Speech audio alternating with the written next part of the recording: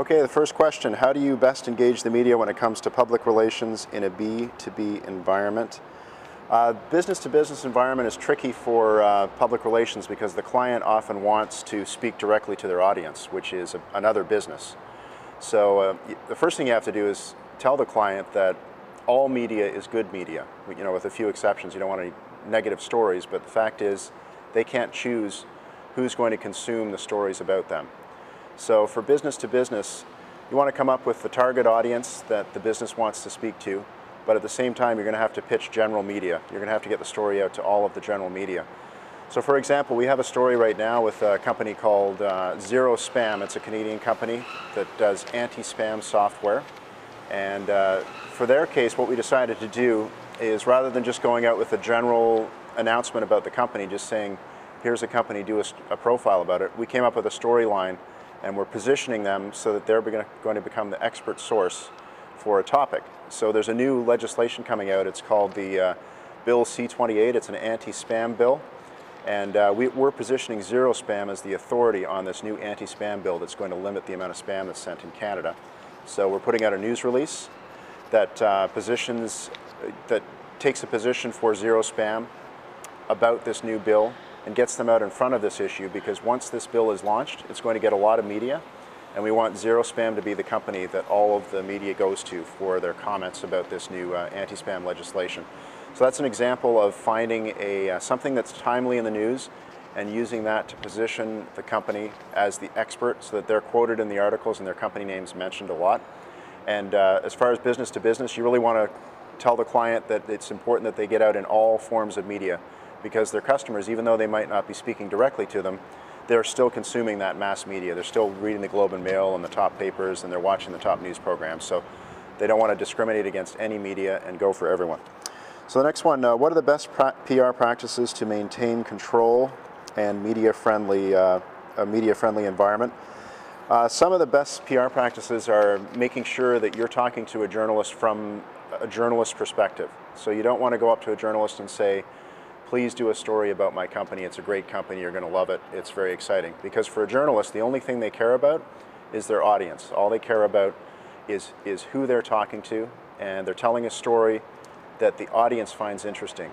Because the journalist has to go to their editor and pitch the story to their editor before it gets covered. And they're rarely allowed to do stories about companies specifically. They always have to do stories about interesting topics that impact the viewer.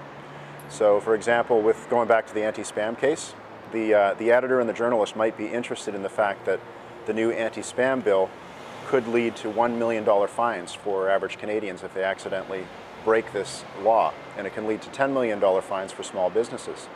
So the story really for the editor and the journalist is not the company Zero Spam. The story is that this new bill could affect their audience, could affect the media consumer. So you want to pitch the story from the media perspective and from how it affects the audience, and then the company can benefit by being quoted in that story and getting publicity through that.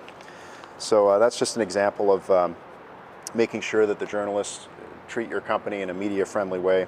What are the do's and don'ts of PR? One of the main things is never tell the journalist that your story is something that they need to cover unless you can really back it up with a real story. You have to have timely, newsy elements so that each time you talk to a journalist about your company, you're giving them something that they can actually use. If you're just pitching them randomly and saying, guess what, we just hired a new vice president for our company, do a story about it, you're going to become unpopular really quickly. So you always want to have an interesting storyline related to the company that you're pitching. The other thing you want to do is you always want to be instant with your replies to reporters. A reporter basically, in many cases, has to put out a story every day. And often they'll, even if you have a better story than another company that's pitching them, if the other company responds faster to the journalist, they may have to do that report. So make sure if you're doing public relations for a company that you're responding to the journalist within seconds or minutes. That's one of the key factors, is that they get their answers right away, and that they feel comfortable with you and they know that they can get the story done quickly. If they can't, they'll just move on to another story, no matter how good your pitch is. What are current PR trends to get the best ROI and results? I still believe in traditional media coverage being a very effective way to get the word out about companies. So I think traditional media is still great, pitching all of the big publications, the top bloggers, and knowing about all the new internet sites that the mass consumers go to. Also, it's important for return on investment that you encourage the client to leverage their media. Make sure that they're using any videos or any stories about them on their website to show that testimonial factor. The objective coverage from the media is a very valuable asset for a company. So when you can publish that on your homepage or wherever your consumers will see you, that's a great idea to take advantage of any media coverage you've had by posting it and sharing it with your customers or your business partners. And is there a checklist or process to follow when creating, managing, and executing a PR strategy?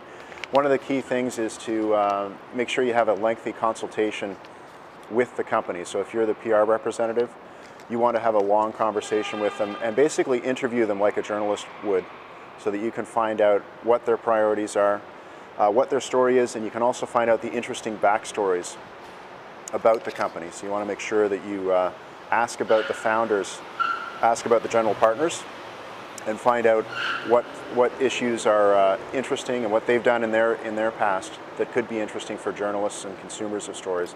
So the first thing is that consultation. The second thing is to make a plan for them, basically find out what their goals and objectives are with any given PR campaign. So do they want to get people to come to their website?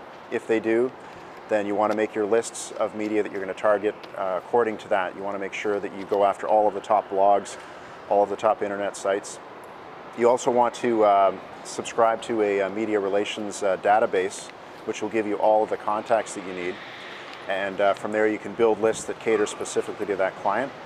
Other checklists would be to make sure that the client understands that they have to be on call instantly. We've had cases in the past where a client hasn't been able to respond fast enough to the media. They've put out a news release and then they've gone on a trip to Europe with their family, and we haven't been able to get a hold of them. So if you put out a news release, the client has to be ready right away to respond to the media instantly. That's really important.